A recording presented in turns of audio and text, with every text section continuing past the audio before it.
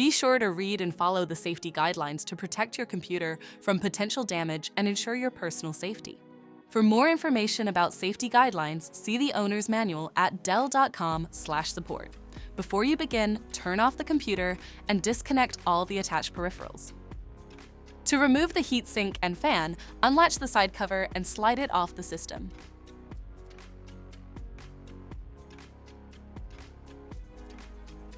Unlatch and remove the front bezel from the system.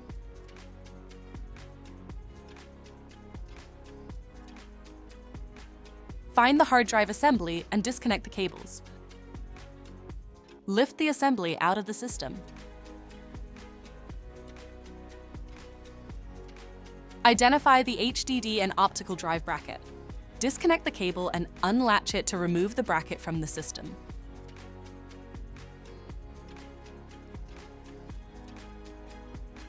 Flip the bracket over and disconnect the two cables. Lift it out of the system. Identify the heatsink and fan assembly. Unplug the cable and loosen the 4 screws. Lift the heatsink out of the system. To reinstall the heatsink and fan, place it back in the system and reattach the cable and install the 4 screws. Place the hard drive bracket in the system and connect the 2 cables. Flip the bracket over and slide it into place. Latch it into place and reconnect the cables. Put the hard drive assembly in the system and connect the cables.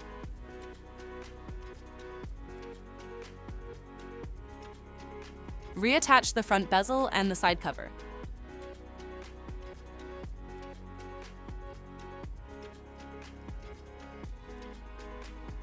For more information about your Dell system, visit dell.com/support.